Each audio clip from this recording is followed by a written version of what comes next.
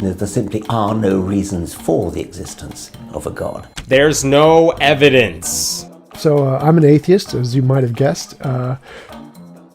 Which means I don't think there are any good reasons to believe in a God. I don't think there's any reason to believe in a God. An immovable, unchangeable, celestial authority, a kind of heavenly North Korea that will take our decisions away from us and commit us only to worship and praise and thank a great leader and his son, the dear leader, forever and ever and ever. I'm so glad there's no evidence that this is true. Thank you. I have conducted this experiment, as I explained, over and over and over and over again, having this exact conversation at least once a week for 20 years.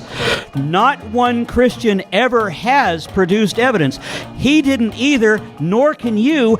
No one can. It doesn't exist. That's not the debate tonight. I demand tonight. that anybody in this room who calls yourself a Christian, if you think you have scientific evidence to indicate you're God, bring it. You ain't got it. I win.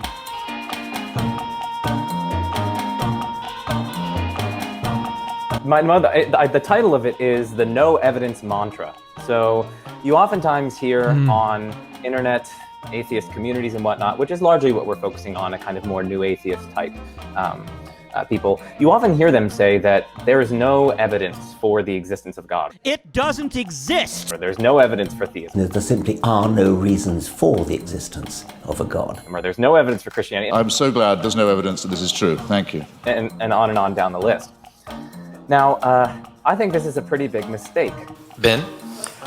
So I defect from a lot of my atheist peers in saying that There's no evidence. I don't think there are any good reasons to believe in a God. but I think that there are evidential chips that fall in favor of theism. I don't subscribe to the dogmatic claim that there just is no evidence for theism. Well, look at you. You found the Christian channel that loves atheists. And today we're going to be taking a look, as you might have guessed from the clip that we just played, at the differences between the new atheist movement and academically minded or philosophically minded atheists who are experts in various fields related to this. So everything in the clip you just saw was from atheists or agnostics. And that's going to be true with the other two clips we're going to play just like that in just a few minutes on two other issues. But I think this is going to be helpful for us, and there actually is a reason why we're doing it. So let me go ahead and explain that to you. So what's the point of all of this? Is it just to make fun of atheists? No, that's not the point. I'll admit that there is a little bit of tongue-in-cheek humor probably going on in there, but we mean no harm with that. Instead, there is actually a point to this. First and foremost, I want to clarify to people that what we're doing here is trying to support Christians doing evangelism by clarifying some of the differences between how new atheists interact with people online, what their motivations are, what they consider to be good reason to believe a particular thing, their epistemology, their evidential standards, things like that. And that will differ from how philosophically interested or academic experts in particular fields, how they might view their reasons to believe a particular thing. And I think that there can be pitfalls on both sides. And so I hope that this will be helpful if you're a pastor or a youth pastor who's trying to figure out how to do ministry online. And I also think it can be helpful to people who are atheists, perhaps new to this online community, who are trying to figure out the voices to listen to and how to hear them. So this is not necessarily intended to be anything derogatory toward atheists of any sort, but rather this is just to help us understand how to have better conversations. That's point number two, have better conversations, because if you're thinking about the way that atheistic philosophers or historians think about these things, they think about them slightly differently than how new atheists might think about them, or Jesus mythicists who don't believe Jesus ever existed might think about them. And so as a result, they use the same terminology sometimes. Sometimes we're talking about different definitions for things like what an atheist is. And so it's very important to understand the differences in the lay of the land here. So that's primarily what we're trying to do. All right, so beyond that, is there evidence for God? Well, we just saw that the new atheists say no. At least many of them do. This is the standard response. Now, I should say, the caveat is you're going to hear people who are philosophically interested, or autodidactically learning history or philosophy or science or something else. And those particular people may be in the New Atheist movement. They may have YouTube channels, and they may match a lot of the other signifiers of the New Atheist movement.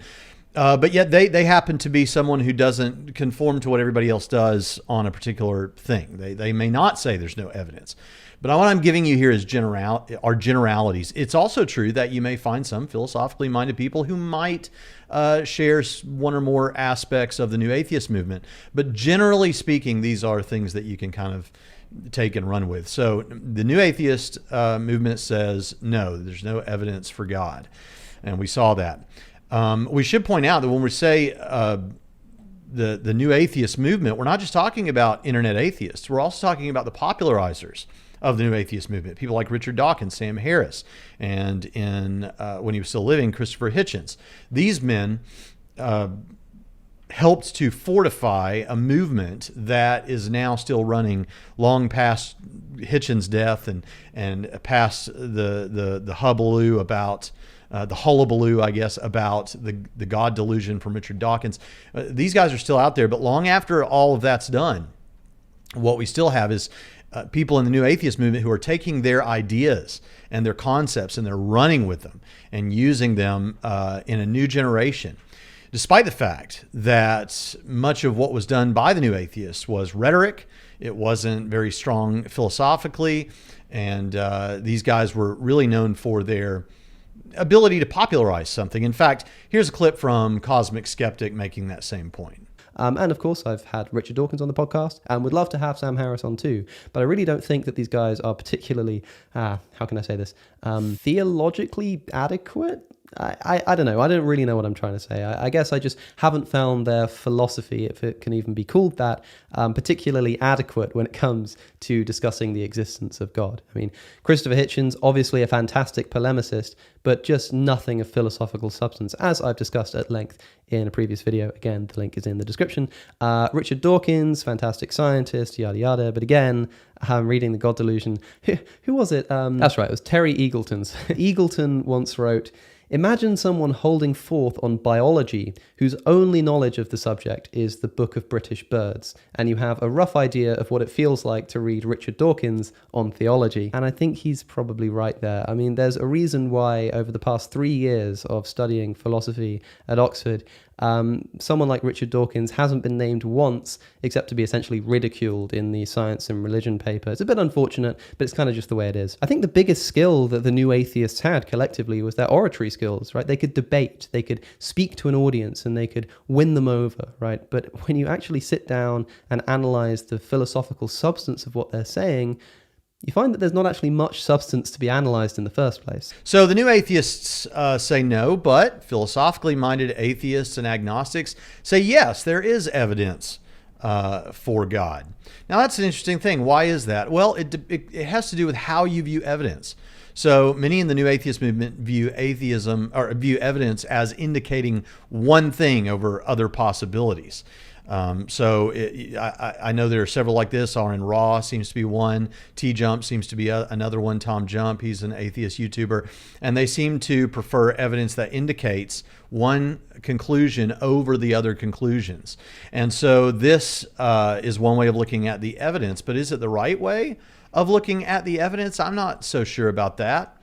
Perhaps a way that you could think about evidence is that evidence is when something is more expected on a particular view than it is on another view.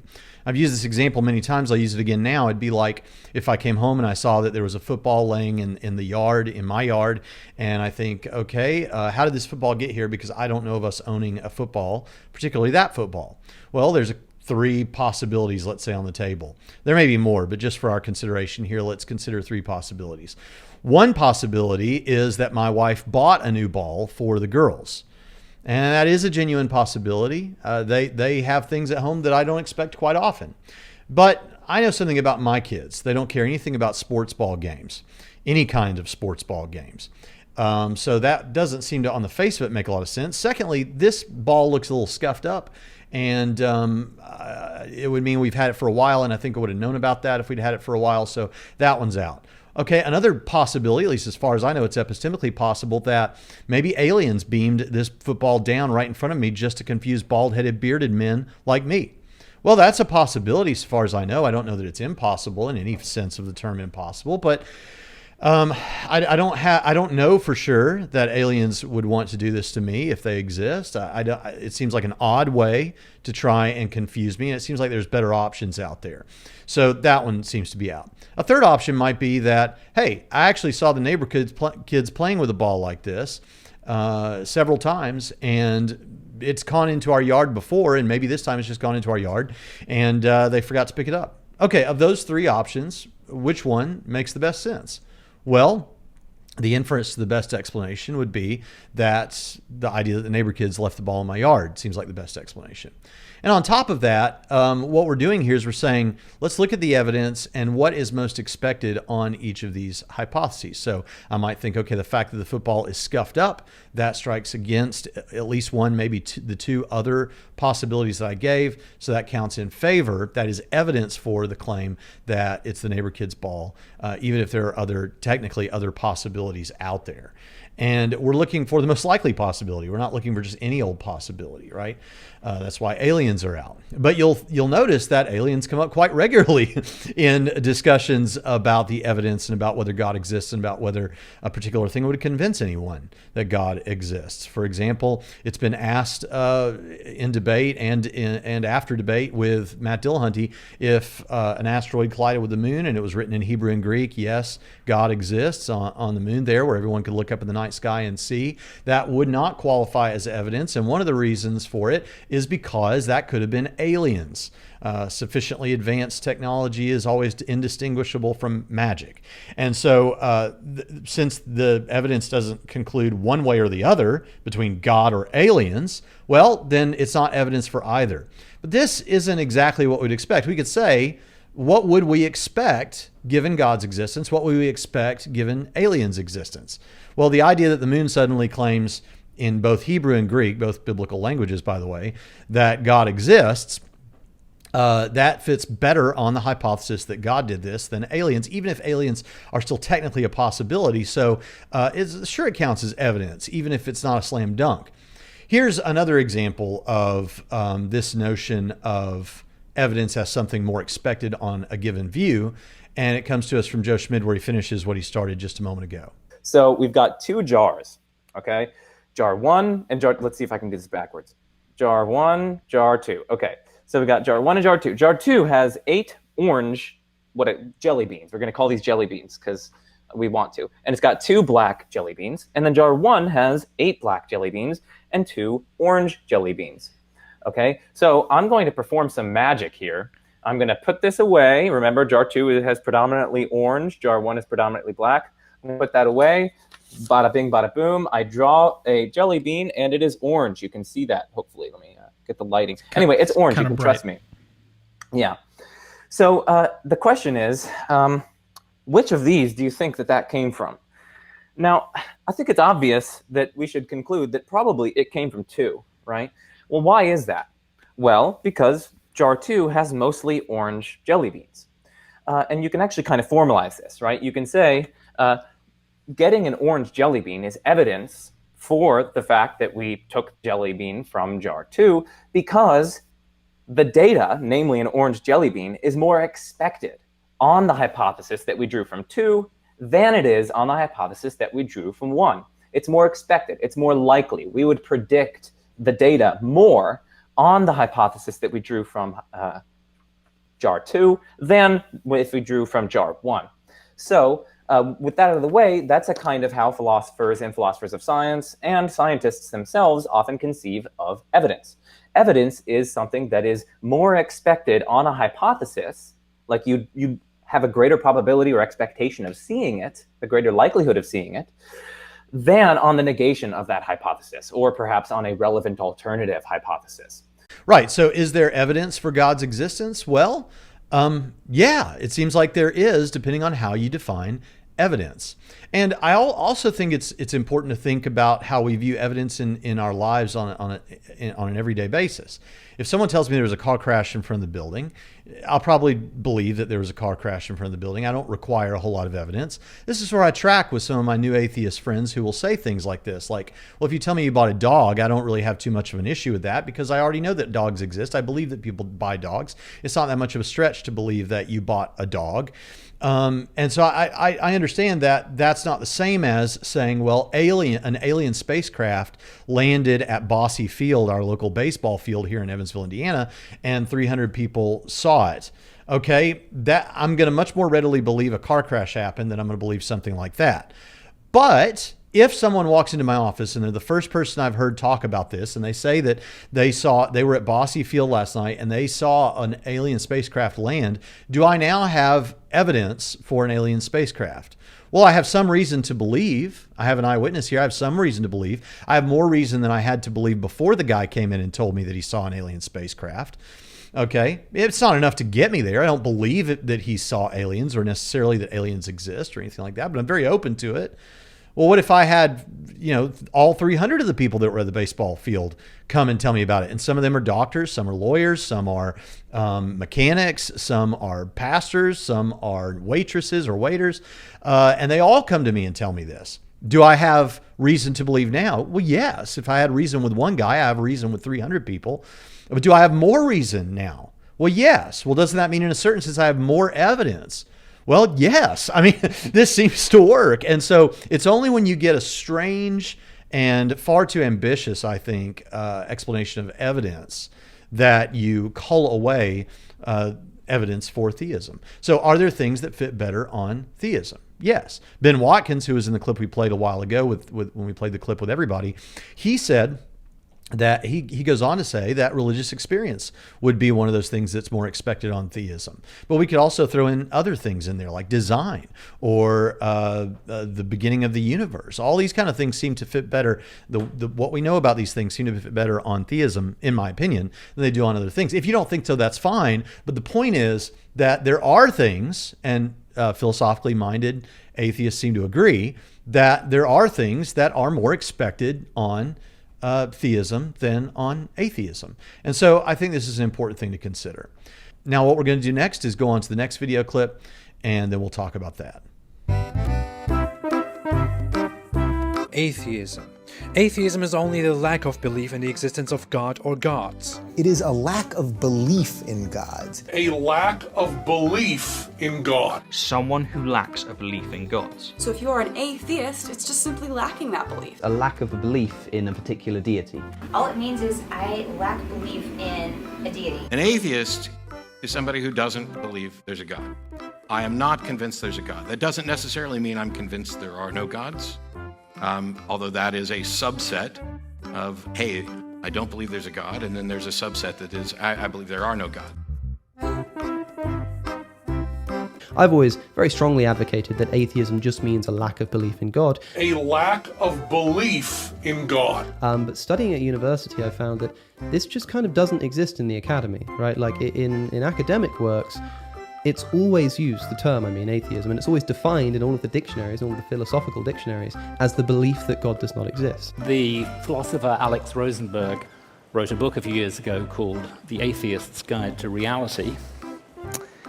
And at the beginning he says the following: most people think of atheism as one big negative. Atheists perpetuate the stereotype by devoting so much time and energy to broadcasting the evidence against God's existence. But there's much more to atheism than its knockdown arguments that there is a God, that there is no God. Freud said that. There is the whole rest of the worldview that comes along with atheism. It's a demanding, rigorous, breathtaking grip on reality, one that has been vindicated beyond reasonable doubt. It's called science. Atheists, then, are people who believe that there are no gods. Now, I want to thank Rationality Rule, Stephen Woodford, for putting together the clip. Or actually, I think he got it from somebody else too. So whoever the original person was who put together those clips of people talking about lacktheism, I really appreciate that. And then I threw in some clips from philosophically, academically engaged atheists who disagree. And what you'll notice is, it's pretty interesting. New atheists say lack of belief in God is what atheism means, or God or gods. Philosophically minded atheists and agnostics say one who maintains that there are no gods. There is no God, there are no gods. Yeah, okay, well, what's going on exactly with this? We hear about this all the time. Now, let me first say that in my debate with Matt Dillahunty a couple of years ago now, someone that I now have as a friend and follows this ministry, Drew, asked a question from the audience of Matt Dillahunty and said, well, why don't you call yourself an agnostic instead of an atheist? And he gave the lack of belief sort of thing. He said, well, yeah, but that's agnosticism and not atheism. And Matt Dillahunty was somewhat bothered by this. I've hosted the Atheist Experience for all these years, and here you are trying to tell me about what an atheist is.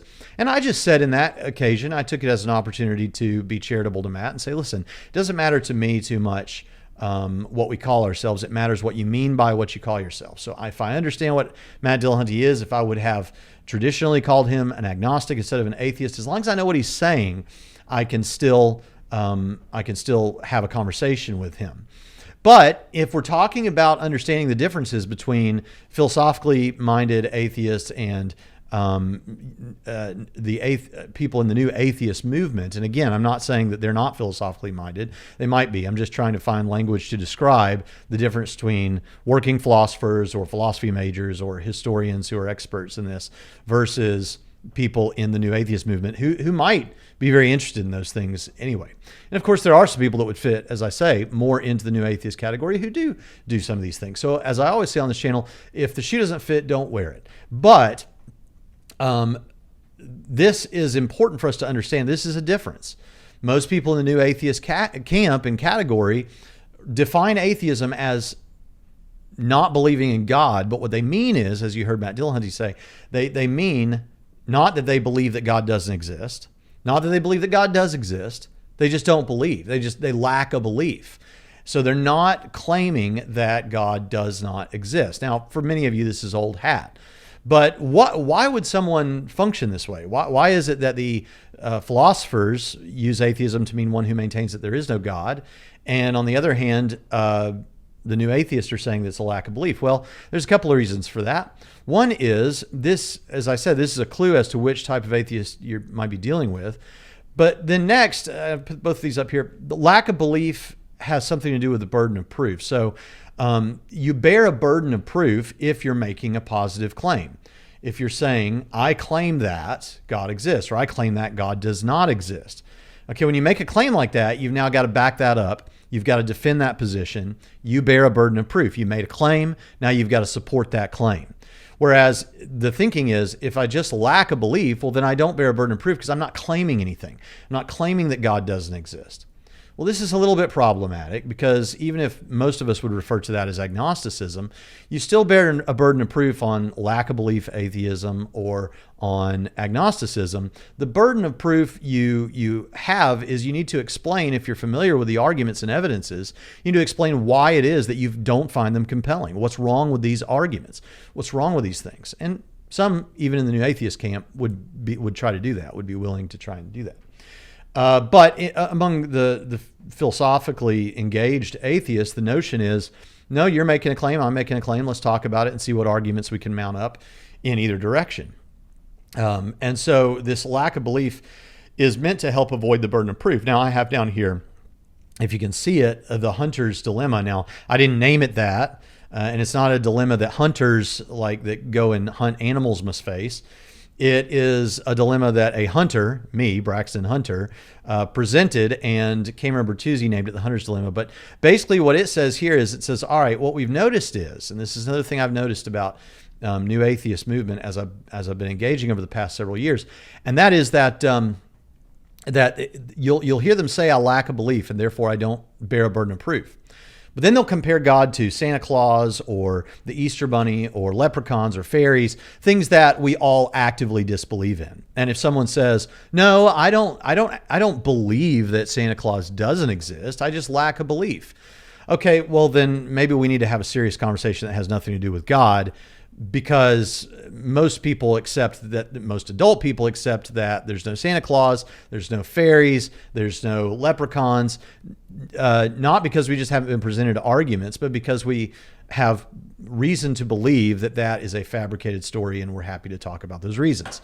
So you don't just lack a belief, you believe they don't exist. Well, then why are you comparing God to these things that you actively believe do not exist? If your position is, you're putting God in that box, things that don't exist, in the way you talk about him, when you say that you lack a belief about God, whether God exists. It's as if they want to use the bombastic language that God doesn't exist without having to bear the burden of proof of defending that position. And of course, that's trying to have your cake and eat it too, and it doesn't work here. So I've said before, if you want to sit at the grown-ups table and have a grown-up conversation about this, if you're going to use that bombastic language that God is like the Easter Bunny or God is like Santa Claus, you can do that, but you need to be ready to pony up and bear your burden of proof and defend the position that God does not exist, because you're putting him in the box, the category of things that don't exist.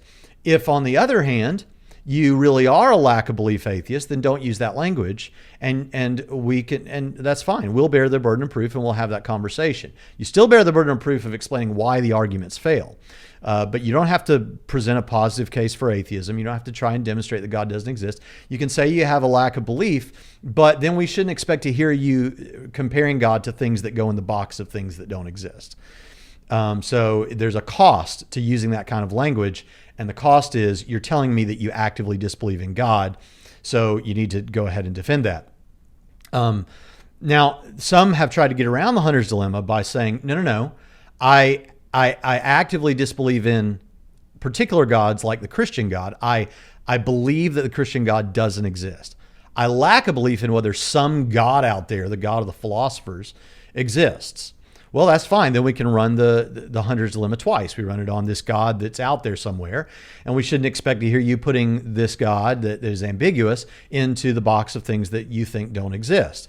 But when you're talking about Christianity, the Christian God, if you are comparing that God to things that don't exist, and you are happy to say that you don't think that, you believe that God does not exist, well, then again, you're going to have to bear your burden of proof and go along with it. So that's an important way of thinking about this, and it's something that you'll notice. But the philosophically engaged atheists, the ones that are experts in the field, or they're vocational professors or something like that at universities, overwhelmingly, you're not going to have this kind of problem, because most of them just think of an atheist as someone who maintains that there is no God, and so they're going to present atheistic arguments. In fact, we saw that specifically in Rosenberg, Alex Rosenberg's statement from his book that the guy was reading. In fact, he even goes so far as to say something else that new atheists will never say, which is that, no, atheism is not just one thing, the lack of belief in God. It seems to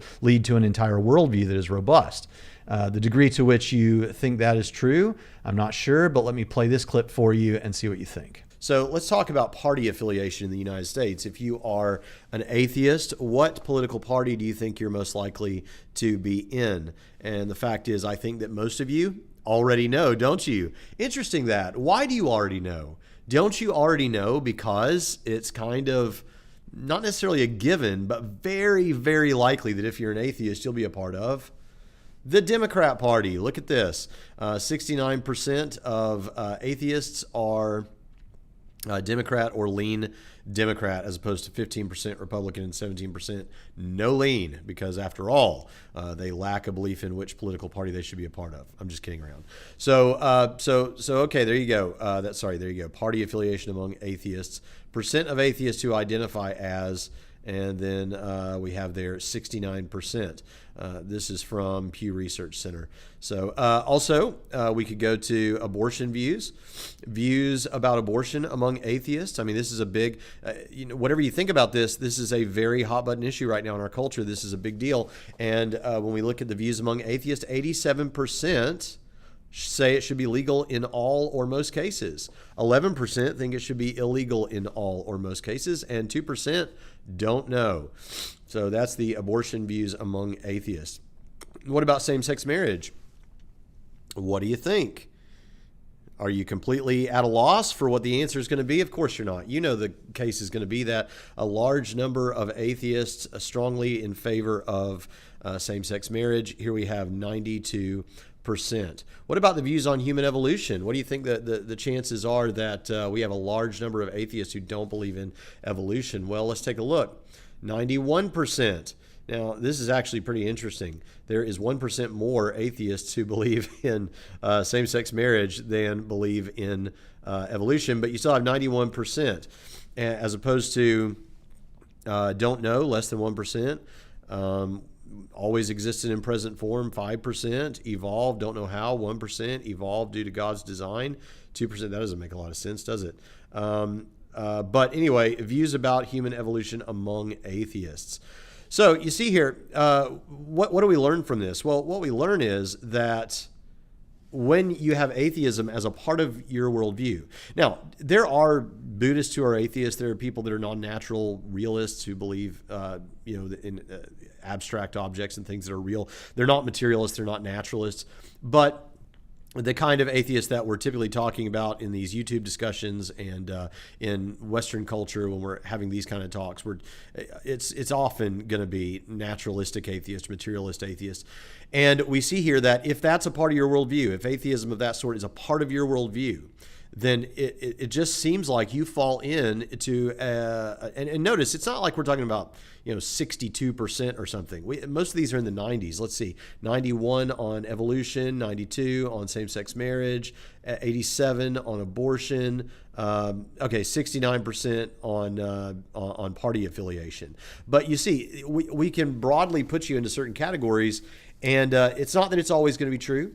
But that's why, but right there, if you say, well, that's not fair because you're going to run into atheists who don't fall into these certain categories. Well, that's certainly right, isn't it? And there's going to be Christians who don't fit into the neat little boxes that you might have laid out for them. But the fact of the matter is, we broadly can see that if you're an atheist, you're going to have an atheistic worldview, and often that atheistic worldview is going to contain these similarities with a large number of other atheists, at least in the United States. Yeah, so I think there is more to say about whether atheism is a worldview, and I have a whole video on that. But I want you to understand that this is not really important to what we're saying here. The point is just that these issues arise that are on this slide or on the side of the screen here because of the fact that there are most of your new atheists will define themselves as having mere lack of belief.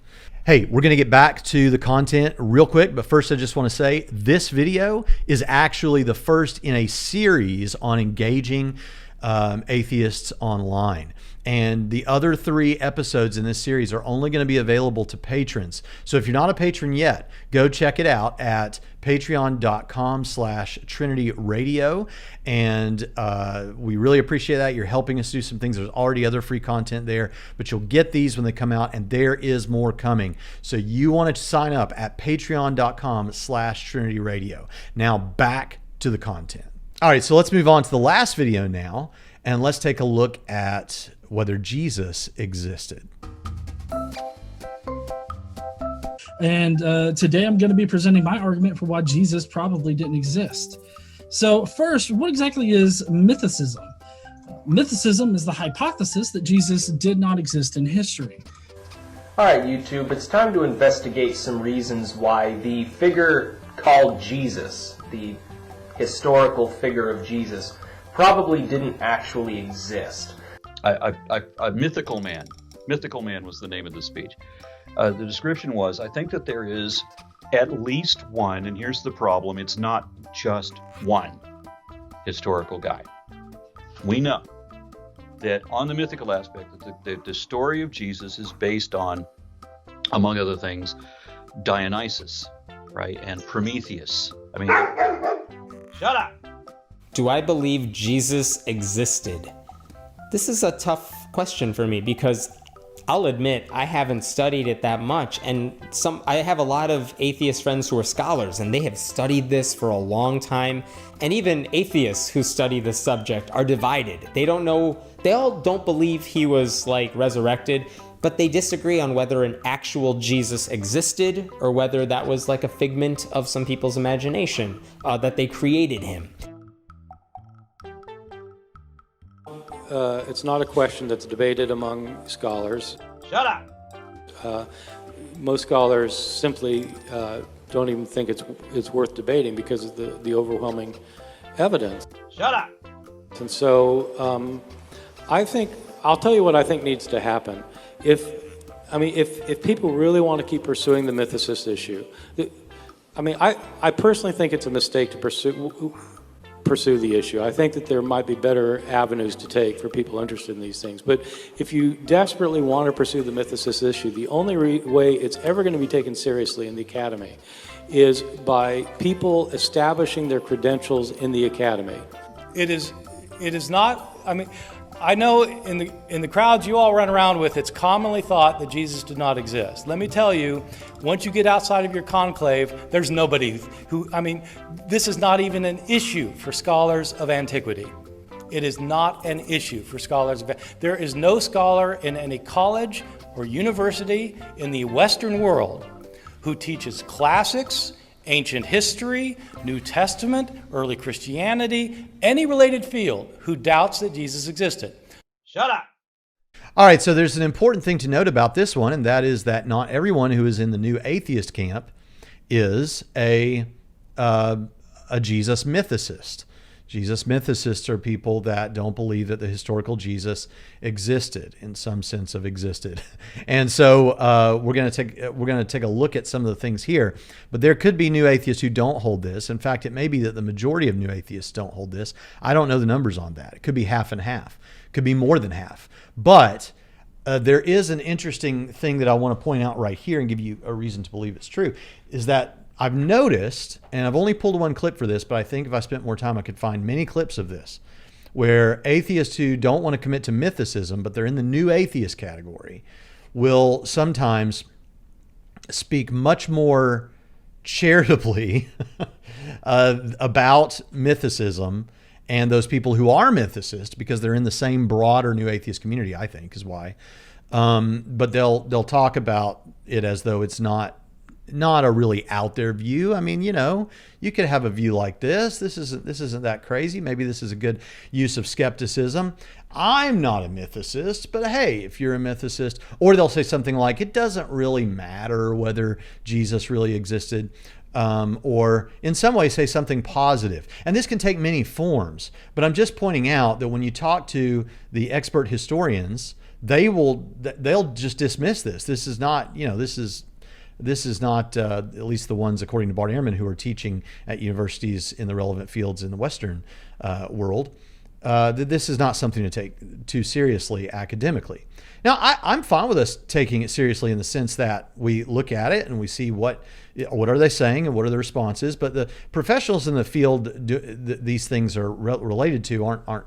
The reason I'm interested in talking these things through is because there are people out there who are mythicists that need Jesus. They don't believe in Jesus, that he even existed. And so it's relevant for me in terms of evangelism to talk about these things. And that's why I'm glad there are some resources out there. But there aren't as many resources as there could be, and that's partly because this is not taken seriously by these experts. But in the mythicist community, it's taken very, very seriously. So you're not going to hear too many experts saying positive things about the notion that mythicism might be true, but you'll hear people in the new atheist community who aren't even mythicists speaking somewhat positively or in some way, in some form, throwing them a bone. And I think that it speaks to the fact that they're in the same community and they don't want to disenfranchise people from that community. I could be wrong, and there's a bit of speculation there, but it seems like a plausible explanation to me. I'm not going to be presenting anything mythicist other than noting that we have a problem, and it's a real problem for Christianity, in that not all mythicists are wrong and they're not all exaggerating. So, did Jesus exist? Mythicists say no, and experts say yes. All right, so what's the motivation of these two different groups of the new atheists and the experts. What's the motivation? We are doing here some speculation, and I always want to point that out when I'm about to do it because I want you to understand what's coming.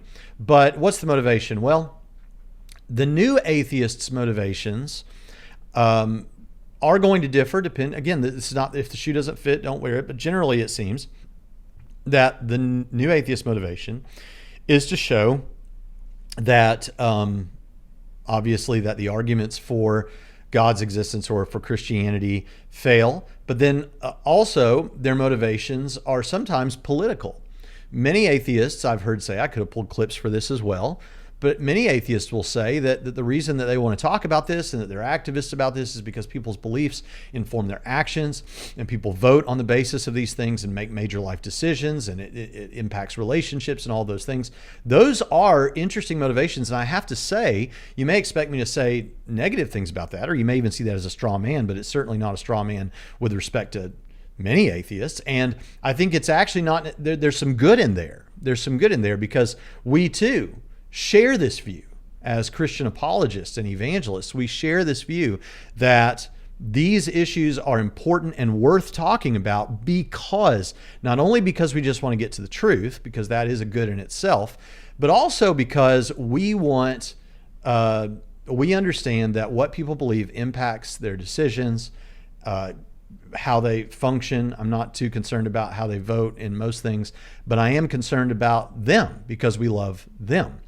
And so there is some commonality here in how we think about these things. The point is, their motivation is not just to get to the truth.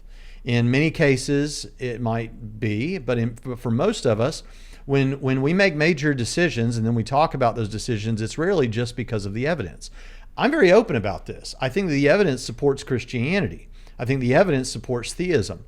But at the same time, I have other motivations. Because I think the evidence supports theism, and because I think that there is real judgment coming for people that don't accept the truth of Christianity, that's a motivation for me. That's a very strong motivation. I also want to please God. That's another motivation for me. And if these things sound silly to you because you're not yet a believer out there, let me just remind you that I think we all have secondary and may not even be secondary. That may be the primary reason. And evidence is actually down the list. But we think that these things make big impacts. And it certainly is true that Christians voting because of their convictions can impact our country, but atheists voting, their convictions can impact our country. And as we've seen, whatever you want to say about an atheist worldview, there are some things there that seem to be commonalities when people are atheists.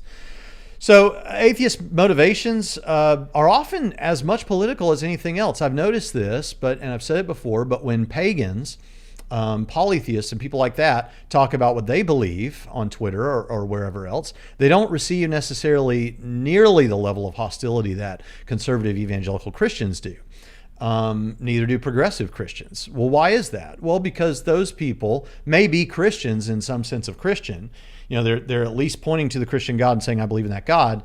Well, I'm sorry, with progressive Christians, with pagans, they're not. But they do believe in supernatural beings and gods and things like that. But with the progressive Christians and the pagans, they are both voting pretty well the way that atheists might vote on a number of these issues most of the time. And so it's no concern. There's less of a reason to concern ourselves with that and to therefore argue with those people. But when it comes to conservative Christianity, there is. And I think this has to do a lot with the political elements that they see at play. It's not just about the evidence. Now, with atheist academics' motivations, it can actually, I think, be exactly the opposite. I've been playing a clip twice. I played a clip twice in two recent videos where Graham Oppy, who's one of the greatest atheist philosophers right now, is talking about the infinite regression of causal events that would have to happen if the universe is past eternal, like if the universe has just always existed. And he's asked what he personally believes, or he talks about what he personally believes. And he says, you could say that I reject a past infinite regression. Now, because if you hold my feet to the fire, I think it's probably not true. There's probably not a past infinite universe or a past infinite causal regression. But we're not talking about my personal beliefs here. We're talking about where the arguments and evidence lead. And so what I think can happen here is exactly the opposite as with new atheists. This is why this is so important, is if you're talking to someone who seems to be a part of the new atheist movement, in their case, we actually want them to focus more on the evidence. Sometimes they'll dismiss philosophical arguments altogether. They don't all do this, but many of them will, and say, look, arguments aren't evidence, so we don't concern ourselves with that. It's got to be science or something. So many of them will brush that aside. We want them to take these issues seriously, along with whatever other issues are motivating their activism for atheism. With philosophers, it's not that we don't want them to take the argument seriously, but we want them to recognize the difference between their day job of trying to see what's the best we can do with these arguments, and back up and look at the arguments and say, okay, but based on this, even if I can find little weaknesses here or there, what does it seem like this is leading me to believe in my personal life? Like with Graham Oppie, okay, you don't know that there's an argument that can demonstrate the impossibility of a past infinite regression. But you seem to see that there's likely no past infinite regression. So we need to, make sure that we try to focus on, okay, there's the arguments and those are important, but what do you actually think is true? Of course, that's informed by the arguments. So we're not saying ignore the arguments, but what do you actually think is true? Whereas with the new atheist, we're saying, no, look at these arguments, because these arguments are going to be really helpful. That's not to say that you can't talk about those other things aside from the arguments with new atheists. You can, and you should, especially if those are the real issue underneath. And likewise with the philosophically engaged atheists, it's not that you don't talk about the arguments. You do talk about the arguments to the extent that that's being helpful. All right, so one of the things that we need to talk about, lastly, is the byproducts of these two different types of atheists and engaging with them. One of the byproducts of new atheism seems to be mockery. This is not everybody, but even among some that try to be more charitable, you'll still get a fair amount of mockery. This is so common, in fact, that I can think of at least one atheist YouTuber who talks about this all the time. Why do you Christians complain about the mockery? Well, one of the reasons we complain about the mockery is because it's not actually engaging with any arguments. It's not actually engaging with any of the real reasons why someone might have justification for believing that Christian theism is true. Instead, it's running off of the rhetoric that is inherited from the new atheist popularizers like Hitchens and Dawkins. And so you see this all the time in YouTube comments and on Twitter and everywhere else. You just see a mockery of Christian views that have nothing to do with the actual evidence or only indirectly do. And don't be bothered by this, because the good news is Christianity actually is true and the evidence actually supports it. So this mockery shouldn't bother you. It might bother you in the sense where it bothers me is I know that it can move people. Mockery can be powerful to move people. And actually, I don't even necessarily have anything against mockery in general. I don't do a lot of it, but it can be helpful in driving a point home. But that mockery has to have some content underneath it. And most of the time, the mockery that we get in YouTube comments or even on videos is not backed up with content, and certainly not good enough content to justify the mockery. So when you see that, don't be bothered by that. It can be very persuasive, but notice that it just causes emotional doubt. It doesn't cause intellectual doubt, or shouldn't, because there's nothing intellectual going on under the hood to support the mockery, or at least not enough to support the mockery. But that's from the new atheism. From the philosophers and historians, perhaps, we could get snobbery. There could be something like, and usually this won't be just said so flatly, but sometimes it is that, well, this is just something that may be beyond your ability to connect with, or maybe you need to go and study these things some more and then you'll understand it. And in such a case, I think that the proper response is, well, okay, I will go away and study this more, if it's true that you really don't understand what they're saying. This is where I encourage people to be an answer finder. Go and find the answers to this issue and come back.